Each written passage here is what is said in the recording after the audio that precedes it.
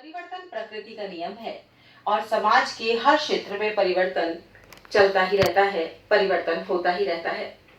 बच्चों, इस परिवर्तन को हम सभी स्वीकार भी करते हैं, लेकिन कभी-कभी कुछ परिवर्तन ऐसे होते हैं जो लंबे समय तक टिक जाते हैं और उनमें बदलाव दिखाई नहीं देता। हमें लगता है कि अब ये स्थिति बदलने वाली नहीं है।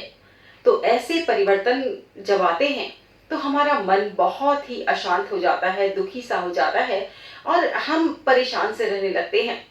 बच्चों, आप बिल्कुल ठीक समझ रहे हैं। मैं बात कर रही हूँ अभी इस संक्रमण काल की, कि कोरोना वायरस संक्रमण के चलते हुए हमारे समाज में जहाँ परिवर्तन आया, जहाँ प्रकृति में परिवर्तन आया, जहाँ और चीजों में परिवर्तन आया, वहीं हम बच्चों की जिंदगी में बहुत बड़ा परिवर्तन आया है।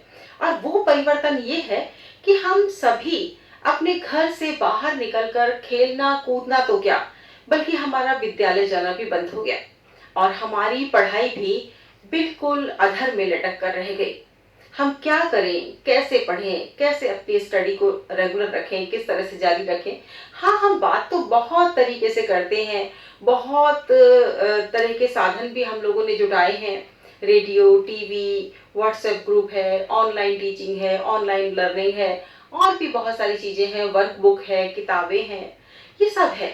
लेकिन बच्चों, जो आनंद हमें अपने स्कूल में ब्लैक बोर्ड पर अपने टीचर के माध्यम से पढ़कर अच्छा लगता था, वैसा हमें अब अच्छा नहीं लगता और ज़्यादा हमें समझ में भी नहीं आता है।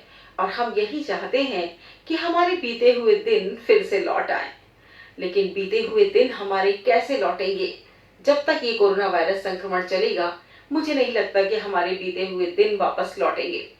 लेकिन जब तक हमारे बीते हुए दिन नहीं लौटते हैं, तब तक हमें कोई ना कोई रास्ता तो तलाश करना ही है ना। किसी न किसी तरह से अपनी स्टडी को भी जारी रखना है और अपने स्वास्थ्य को भी बनाए रखना है। बच्चों, कह रहे हैं ना कि कोरोना वायरस संक्रमण की तीसरी लहर आ रही है। बच्चों को खास तौर पर सजग जागरूक रखना है।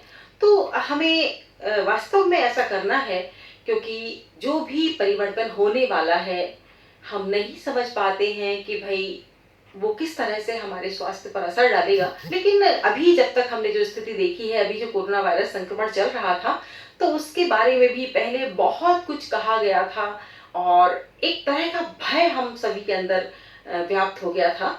लेकिन हमने उसका सामना किया बहुत ही बहादुरी से, अपने आत्मविश्वास से, अपनी इम्यूनिटी पावर को बढ़ाया, अपनी शारीरिक क्षमताओं को बढ़ाया, अपनी मानसिक स्थिति है उसको मजबूत रखा और हमने इस कोरोना वायरस संक्रमण के दौर में भी इस महामारी से लड़कर अपनी जीत को साबित किया है, अपने आत्मविश्वास को साबित किया है, अपनी रोगों से लड़ने की प्रतिरोधक क्षमता को हमने साबित किया है और भविष्य में भी हमें ऐसा ही करना है।